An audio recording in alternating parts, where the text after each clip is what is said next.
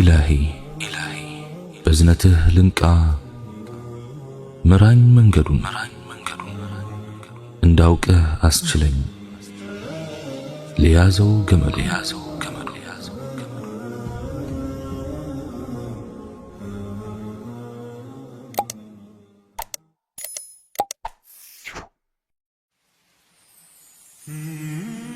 بسم الله. اللهم لك الحمد كما ينبغي لجلال وجهك وعظيم سلطانك، والصلاة والسلام على رسول الله وعلى آله وصحبه ومواله. السلام عليكم ورحمة الله وبركاته. يحيى ابن معاذ الرازي እንዲህ ይላሉ፣ ነፍስህን በተለያዩ የስልጠና ሰይፎች ታገል፣ በዋናነት በአራት ዘርፎች፣ ከምግብ በመቀነስ፣ ከእንቅልፍ በመቀነስ፣ ከንግግር በመቀነስ፣ ሰዎችን ከመጉዳት በመታቀብ። ምግብን መቀነስ ስሜትን ይገላል፣ እንቅልፍን መቀነስ ፍላጎትን ያጠራል፣ ንግግርን መቀነስ ከአደጋ ይጠብቃል፣ ሰውን አለማስቸገር ካሰቡበት ያደርሳል። አንድ የአላህ ባሪያ ሲጎዱት መቻል፣ ሲያስቸግሩት መታገስ ያቅተዋል። እንዲህም ብለዋል፣ የሰው ልጅ ጠላቶች ሶስት ናቸው፣ ዱንያ፣ ሸይጣኑና ነፍሱ። ከዱንያ በመታቀብ ሸይጣንን በመቃረን ነፍስን፣ ስሜትን በመተው ራስህን ጠብቅ። አንድ ጠቢብ ሲናገሩ ነፍሱ ያሸነፈችው ስሜቷን በመውደድ ለሷ ምርኮኛ ይሆናል፣ በፍላጎቷ እስር ቤት ውስጥ ተጨቁኖ ይኖራል። ሰንሰለቷ በእጇ ውስጥ ሆኖ ወደ አሰኛት ትወስደዋለች፣ ቀልቡ መልካም ነገር እንዳይጠቀም ታደርገዋለች ብለዋል። ጃዕፈር ኢብኑ ሑመይድ ከድሎት የሚደረሰው ድሎትን በመተው ብቻ እንደሆነ ዑለሞችና አዋቂዎች ሁሉ ተስማምተውበታል ብለዋል። አቡ ያሕያ አልወራቅ የሰውነቱን ክፍሎቹን ስለ ስሜቶቹ ባሪያ ያደረገ ሰው በቀልቡ ውስጥ የጸጸትን ዛፍ ተከለ ብለዋል። ከአንድ ዳቦ በላይ መመገብ ስሜትን ማንገስ ነው ያሉት ደግሞ ወሃይብ ኢብኑ አልዊርድ ሲሆኑ ስሜትን የወደደ ለውርደት ራሱን ያዘጋጅም ብለዋል። በኃጢአት ምክንያት ንጉሶችን ባሪያ፣ ለአላህ በመታዘዛቸው የተነሳ ደግሞ ባሮችን ንጉስ ላደረገው አላህ ጥራት ይገባው። አላህ ስለ ነቢዩ ዩሱፍ ዓለይሂ ሰላም ሲናገር አላህን የሚፈራና የሚታገስ አላህ የበጎ አድራጊዎችን ምንዳ አያጠፋም ብለዋል። ሱረቱ ዩሱፍ አንቀጽ 90። አንድ ሰው ለዑመር ኢብኑ ዓብዱልዓዚዝ አላህ ይዘንላቸው መቼ ልናገር ባላቸው ጊዜ ዝም ማለት ከፈለክ አሉት። መቼ ዝም ልበል ሲላቸው ደግሞ መናገር ስትፈልግ አሉት። ዓሊ ረዲየላሁ ዐንሁ ለጀነት የሚጓጓ ሰው ዱንያ ውስጥ ካሉ ስሜቶች ሁሉ ራሱን ያወጣል ብለዋል። ማሊክ ኢብኑ ዲናር 7 ጊዜ ገበያን ይዞር ነበር። አንድ ያማረው ነገር ያየ እንደሆነ ለነፍሱ ታገሺ፣ በአላህ እምላለሁ ከዚህ ነገር የምከለክልሽ ለክብርሽ ብዬ ነው ይላት ነበር። ወሊነፍሲከ ዐለይከ ሐቁን ይላሉ ነቢያችን ዓለይሂ ሰላቱ ወሰላም። ነፍስህ ባንተ ላይ ሐቅ አላት ማለት ነው። እስቲ ትንሽ እንበትነው። አዎን፣ የሰውን ልጅ ነፍስ የተፈጠረችበት ባህሪ አላት፣ የራሷ መሻትና ዝንባሌ አላት። ስለዚህ ከተፈጥሯዊና በጎ ዝንባሌው አንጻር መብቷን እናክብርላት። ሙሉ በሙሉ ካልታወረች በስተቀር የየትኛውም ሰው ልጅ ነፍስ መልካምና መጥፎን ትለያለች፣ ደግና ክፉን ታውቃለች። ለዚህም ነው በጎ ነገር ስትሰራ ትረካለች፣ መጥፎ የሰራች እንደሆነ ትኮማተራለች፣ ትሸማቀቃለች፣ ታፍራለች። ስለሆነም ነፍሳችንን አለአግባብ ልንበድላት፣ ልናሰራት፣ ልናፍናት፣ ልንጫናትና ልንጨቁናት አይገባም። መልካም እስከሆነ ድረስ ነፃነቷን ልንሰጣት፣ ፍላጎቷን ልናሟላላት ያስፈልጋል። በነፃነትና በመዝናናት ስምም ድንበር ልናልፍ አይገባም። ከጉዳት ልንጠብቃት፣ ከጥፋትና ክፋት ልናረቃት፣ መንፈሳዊም ሆነ አካላዊ ጉስቁልና እንዳይደርስባት ልንጠነቀቅላት ግድ ይላል።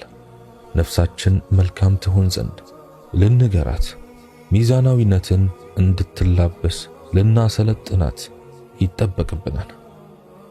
ካጠፋች አይተን እንዳላየን መሆን የለብንም። ልትሸፋፍናት አይገባም። ልናጋለጣት፣ ልንመክራት፣ ነውሯንና እንከኗን ልናሳያት ያስፈልጋል። አንዳንድ ጊዜ ቆም ብለን ነፍሳችን ከነገሮች አንጻር የት እንዳለች መለስ ብለን መፈለግ ግድ ይለናል። ወደ ኋላ ቀርታ ከሆነ መጎተት፣ አላግባብ ቀድማ ከሆነም መመለስ፣ ረስታ ከሆነ ማስታወስ፣ ተበላሽታ ከሆነ ማደስ ይኖርብናል። ያደፈ ገላችንን በእጃችን እንደምናጥበው ሁሉ የጨቀየች ነፍሳችንን በእጃችን ማጽዳት ይኖርብናል። ከወደቀች እኛው ቀድመን እንድረስላት፣ ካጠፋች እኛው ገስጸን እናርማት፣ ከተሰበረች እኛው ደግፈን እናቁማት። እናም ዋ ነፍሴ ዋ ነፍሴ የምንልበት ቀን ከመምጣቱ በፊት ዛሬ ለነፍሳችን አለሁልሽ እንበላት። ሰሌን ደህና ማረፊያ አይደለም። አካልን ምቾት የሚነሳ መሻከር እንዳለበት የታወቀ ነው። ነቢዩ ዓለይሂ ሰላቱ ወሰላም ይኸው ሰሌን ላይ ይተኙ ነበር። ሰሌኑም ጎናቸው ላይ ምልክቱን ይጥል ነበር። ባልደረቦቻቸው ለምን የተሻለን ምንጣፍ አናደርግሎትም ሲሏቸው ማሊ ወማሊ ዱንያ ማ አነ ፊ ዱንያ ኢላ ከራኪብን استظل تحت شجرة ثم راح وتركها እኔና ዱንያ ምንና ምንድነን? እኔ እኮ ዱንያ ውስጥ ዛፍ ስር ለማረፍ እንደተጠለለ አንድ መንገደኛ ጋላቢ ነኝ። ከዚያም ሄደ ተዋትም። عليه أفضل الصلاة وأزكى التسليم። አንዳንዴ እቤታቸው ውስጥ የሚላስ የሚቀመስ ይጠፋ ነበር። እርግጥ ነው አንዳንዴ በርከት ያለ ነገር የነቢዩ ዓለይሂ ሰላቱ ወሰላም እጅ ውስጥ ይገባ ነበር። ነገር ግን እጃቸው ውስጥ የገባውን ሪዝቅ በአላህ መንገድ ላይ ያከፋፍሉት ነበር። ፊዳከ አቢ ወኡሚ ያ ረሱላላህ። የነቢዩ ዓለይሂ ሰላቱ ወሰላም ባልደረቦች የሚለበስ በማጣት ተፈትነዋል። ረሃብን አብዝተው አስተናግደዋል። ግባቸው የአላህን ውዴታ ማግኘት ነበርና ታገሱ። ፈተናውን በአግባቡ ተወጡ። ግን ከነችግራቸው የደስታን ህይወት ገፍተዋል። የኛ ነገርማ ስልማችን ዓላማዊ ሆኗል። ህልማችን የዱንያው ሸቀጥ ብቻ ሆኖ አኺራን ዘንግተናል። ወጋችን ባንክ ነው። ሚዛናችን ሀብትና ዘር ነው። አላህ ያዘነለት ሲቀር ጠፍተናል፣ እየጠፋንም ነው። ለነፍሳችን እንዘን፣ ወደ አላህ መንገድ እንመለስ። አላህ ይመልሰን። ሙሉ በሙሉ ለዚህች ዱንያ ራሱን የሰጠ ሰው በመጨረሻም ይህች ዓለም የሚቀበርበትን ቁራጭ መሬት ብቻ ነው የምትሰጠው። ሙሉ በሙሉ ራሱን ለአላህ የሰጠ ሰው ግን አላህ ስፋቷ የሰማያትንና የምድርን ያህል የሆነችውን ጀነትን ነው የሚያወርሰው። ሞት በየደጃፉ ድንኳን ተክሏል። ሕፃን ወጣት ሳይል ይወስዳል። መደሰትስ በአላህ ፍራቻ ነው። ለሱ መሞት ሕያው መሆን ነው። ለሱ መድከም እረፍት ነው። በሱ መወደድ መመረጥ ነው። አላህ ስብሓንሁ ወተዓላ እንዲህ ይላል፣ أم للإنسان ما تمنى فلله الآخرة والأولى لسو يتمنيو هلو علون جرشيتم مجمريتم علم يا الله بالجنات. سورة النجم أنكت حارة اسكامست بللا قرآن أنكت انديها وأن ليس للإنسان إلا ما سعى وأن سعيه سوف يرى ለሰውም ሁሉ የሰራው እንጂ ሌላ የለውም። ስራውም ሁሉ ወደፊት ይታያል። ሱረቱ ነጅም አንቀጽ 39-40። ጀነትን አላህ ሱብሓነሁ ወተዓላ ነው ለመልካም ባሮቹ ያዘጋጃት። እሱ ነው ለታዛዦቹና ውዴታውን ለማግኘት ዘወትር ደፋ ቀና ለሚሉ ሰዎች የደገሳት። እሷም በቀላሉ የምትገኝ የዋዛ ዕቃ አይደለችም። የአላህ ዕቃ ውድ ናት ይላሉ ነቢያችን ዓለይሂ ሰላቱ ወሰላም። ጀነት የሰው ልጅ የዕድሜ ልክ የልፋቱ ውጤት ናት። በዚህች ዓለም ላይ በሕይወት እስካሉ ድረስ በጊዜያዊ ጥቅም ሳይታለሉ፣ ለሕይወት ፈተናዎች እጅ ሳይሰጡ፣ በመሰናከሎቿ ሳይበገሩ፣ ለብልጭልጭ ነገሮቿ ሳይደለሉ የሚደርሱባት አገር ናት። ዕቃዋ እጅግ ውድ በመሆኗ ዛሬ ከአማላይ የዱንያ መስህቦች፣ ከአስቸጋሪዋ ነፍስያ፣ ከሰው ልጅ ዋና ጠላት ከሆነው ሸይጣን፣ ከአመፀኛው ስሜት እና ከሌሎችም ጋር ኃይለኛ ግብግብ ገጥሞ ማሸነፍን እንደ ጥሎሽ ትጠይቃለች። ጣዕረ ሞት፣ የመቃብር ውስጥ ፈተና፣ የአርዱል ማሕሸር ጭንቀት፣ ምርመራና የሥራ ሚዛን፣ ከሰይፍ የሰላውና ከፀጉር የቀጠነው የጀሃነም ላይ ድልድይና የመሳሰሉት ደግሞ ገና ያላለፍናቸው ወደ እሷ ለመድረስ ከፊታችን ያሉ መሰናክሎች ናቸው። የዕቃዋን ውድነትና አስፈላጊነት ለማን እንደቀረበችም ያወቀ ሰው ግን እነኚህ ሁሉ መሰናክሎች ለሱ ምንም ማለት አይደሉም። ዛሬ የዕለት ተዕለት ሕይወቱን አላህ ኑር እንዳለው የኖረ ሰው ነገ በአስከፊውና በታላቁ የድንጋጤ ቀን የሚጋረጡበትን አደጋዎች ሁሉ በቀላሉ ያልፋል።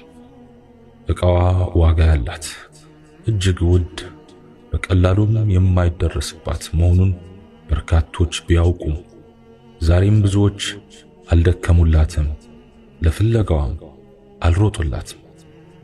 የሰነቁት መልካም ነገር ቢኖር ተስፋ ብቻ ነው።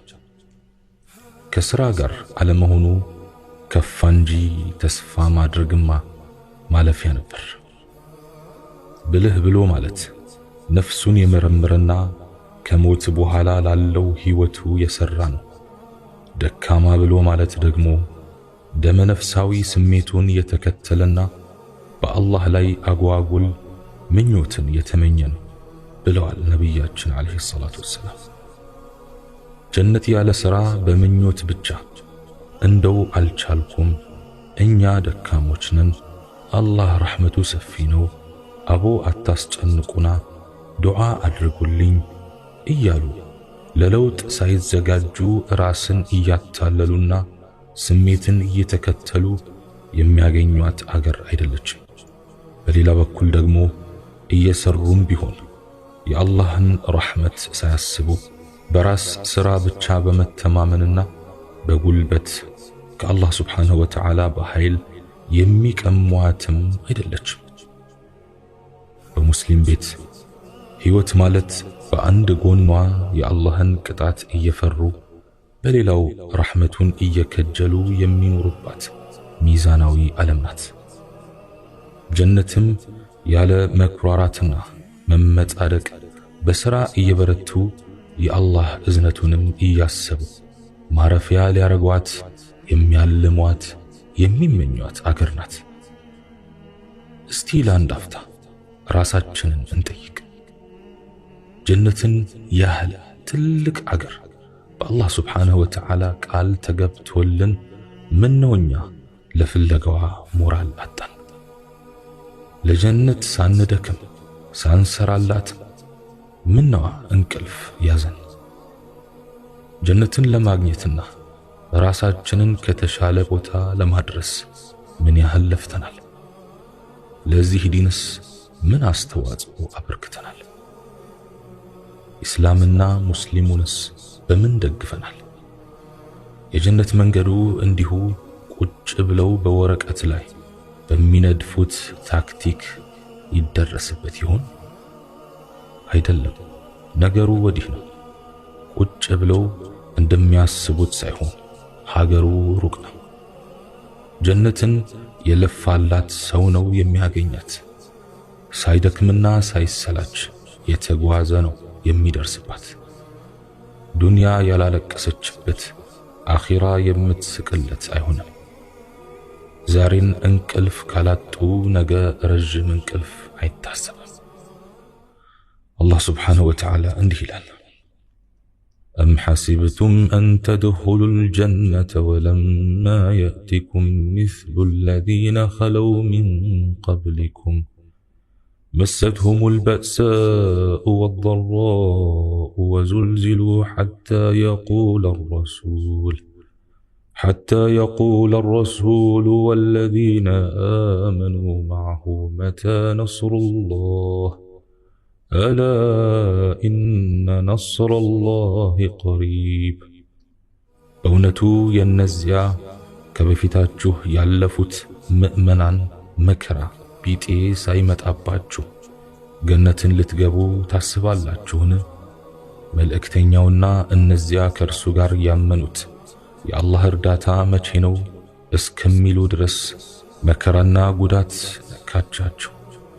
ተርበደበዱ፣ ንቁ፣ የአላህ እርዳታ በርግጥ ቅርብ ነው ተባሉ።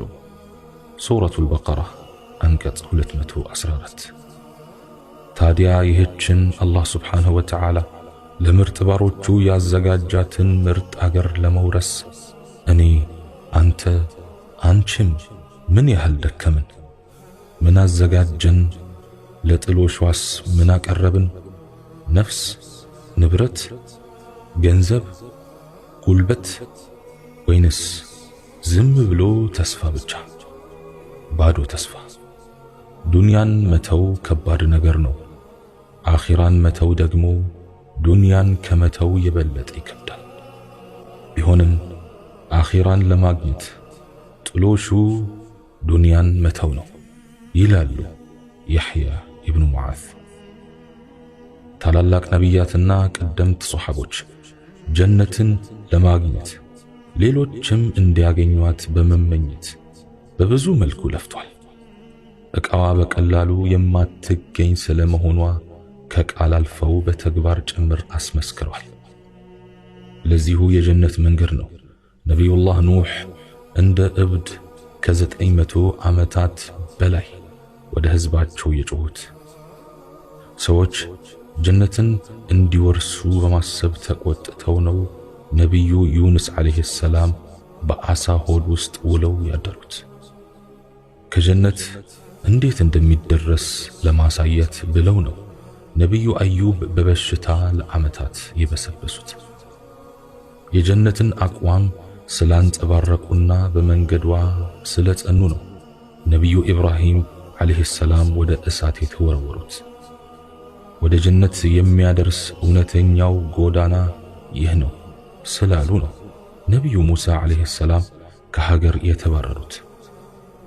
የጀነትን መንገድ ስለሰበኩ ነው ነቢዩ ያሕያ ዓለይሂ ሰላም የታረዱት፣ ነቢዩ ዘከርያ የተቀሉት፣ ነቢዩ ዒሳ ለግድያ የተፈለጉት፣ ነቢያችንም ዓለይሂ ሰላቱ ወሰላም የመከራ አይነቶችን ሁሉ የቀመሱት። ቀደምት ደጋግ ሰዎችም የቀደምት ነቢያቶችን ድርጊት በማየት ምን አይነት ጠንካሮችና ትዕግስተኞች ናቸው ብለው አድንቀው ብቻ አላለፉም። ከነርሱ ድርጊት ብዙ ተማሩ። የዕቃዋን ልክና ዋጋውንም በጥልቀት ተረዱ። ለዚህም ሳያመነቱ ሕይወት ንብረቶቻቸውን ሰጡ። አላህ ስብሓንሁ ወተዓላ ገዛቸው፣ እነሱ ሸጡ። አላህም እንዲህ በማለት አወሳቸው፣ አወደሳቸው። إن الله اشترى من المؤمنين أنفسهم وأموالهم بأن لهم الجنة الله كمؤمنان نفسوቻቸውንና ገንዘቦቻቸውን ገነት ለነሱ ብቻ ያላቸው በመሆን ገዛቸው። ሱረቱ ተውባ አንቀጽ 111 ይህ ሃይማኖት መንገድ ሁሉ አልጋ ባልጋ ሆኖ አይደለም ከዚህ የደረሰው። በጉዞው ላይ እጅግ ብዙ ውጣ ውረዶችን፣ መሰናክሎችንና አስቸጋሪ ጋሬጣዎችን አልፏል። የእነዚያ ውድና ድንቅ የሆኑ ምርጥ የአላህ ባሮች ክቡር ደም ፈሶበታል። ሰዎቹ ስንፍናና መዘናጋት የተጠናወታቸው አልነበሩም። የተነገራቸውን የአላህ ቃል በዓይናቸው እንዳዩት አድርገው አመኑ። የጀነት ስሟ ሲጠራ ሊያገኟት ፈጠኑ። እሷን ባሰቡ ጊዜ በእሷ መንገድ የሚያገኛቸውን ስቃይ፣ መከራና ህመም ሁሉ ረሱ። ሐበሻዊው ቢላል በብርቱ ቅጣት ላይ አሐዱን አሐድ አለ። አዛውንቱ ያሲር በግፍ ተገደለ። የዓማር እናት ሱመያ በአቡ ጀህል ተወግታ ሞተች። ኹበይብ በቁሙ በሕይወት እያለ ስጋው ተተለተለ። ሐምዛ በበድኑ ሳይቀር ተመሰለ። የጀነት ምንነት የገባው ሐንዘላ ሙሽርነቴ በጀነት ይሁን ብሎ ሚስቱን ጥሎ ወደ ጂሃድ ሜዳ ኮበለለ። ሶሓባው ከኡሑድ ጀርባ ጀነት እየሸተተኝ ነው አለና ከአፉ ያለውን ቴምር ጣለ። በጀነት የሚሰጠውን ምትክ አሰበና አቡበክር ሙሉ ንብረቴን ለአላህ ሰጥቻለሁ አለ። ሙስዓብ ተርፎት ሳለ በደህንነት ሞተ። በጀነት መንገድ ላይ ዑመር በይሁዲ ተገደለ። ዓሊና ዑስማን በአመፀኞችና መናፍቃን ሰይፍ ተሰየፉ። ዕቃዋ ጀነት ለሽያጭና ለውድድር ያቀረባትም የሚወዱት ፈጣሪያቸው አላህ ሱብሓነሁ ወተዓላ መሆኑን የተረዱት ቀደምቱ ሰሓቦች ለግዢዋ ለምንም ነገር ከሚሽቀዳደሙት በላይ ተሽቀዳደሙ። በሷም ምክንያት ምድራዊውን ሕይወት ችላ አሉ። የሚወዷትንና እትብታቸው የተቀበረባትን ቀዮ ጥለው ተሰደዱ። ምድር ላይም እቤት ሀብት ንብረት ሳይኖራቸው እንደ እንግዳ ኖሩ።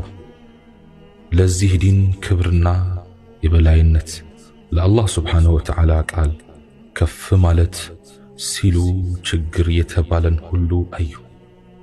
የመከራ አይነቶችንም ቀመሱ። ክብር የነበራቸው ለአላህ ሲሉ ተዋረዱ። ባለጸጋ ወዳጅ ዘመድ የተከበረ ቤተሰብ የነበራቸው ሁሉ ለአላህ ሲሉ ተቆራረጡ። በደረጃቸው ከፍ ያሉት ከደረጃቸው ወርደው ሰሩ።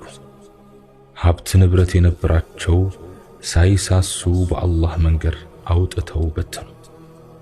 ከረሃብ የተነሳ በሆዳቸው 2-3 ድንጋዮችን አሰሩ። እንዲያም ሆኖ በቃ ደከመን፣ ጌታችንን ተገዝተናል፣ ለዲኑም የሚፈለግብንን ሁሉ አድርገናል ብለው አላረፉ። ቀኑን በፀሐይ ሐሩር ጾሙ። ሌቱን በዒባዳ እግራቸው እስኪሰነጣጠቅ ቆሙ። ከአላህ ፍራቻም የተነሳ አይኖቻቸው በእንባ ራሱ። ገና በወጣትነት ለጋ ዕድሜያቸው ከአላህ ፍራቻ የተነሳ ሸበቱ። ሰዎቹ የዋዛ ስላልነበሩና ለጀነትም የሚገባትን ዋጋ አላቀረብንም ብለው ስለፈሩ ለፀሐይ ንዳድ ሳይበገሩ የባህር ማዕበልንም ሳይፈሩ የእስልምናን ብርሃን ለዓለም ለማዳረስ በዓለም ማዕዘናት ተበተኑ። የዲን ዕውቀት ፍለጋም ባከኑ። ኢስላም በተጠቃበት ቦታ ላይ ሁሉ እኛ አለንለት ብለው ሮጠው ደረሱ። ሰዎቹ ሰዎች ናቸውና መች እንደኛ ተደላድለው ቁጭ አሉ። እየሄዱ ተወለዱ፣ እየሄዱ ኖሩ፣ እየሄዱ ሞቱ። በባህር በደሴት በየብስ ላይም ተቀበሩ። በጥቂቱ ስለነሱ ይህን ካልን እስቲ ደግሞ ወደ ራሳችን እንመለስ። ሁኔታችንን እንገምግም። እኛስ ብለን እንጠይቅ። አላህ አላህ የጀነት ይበለን። ወሰላሙ አለይኩም ወረሕመቱላሂ ተዓላ ወበረካቱሁ።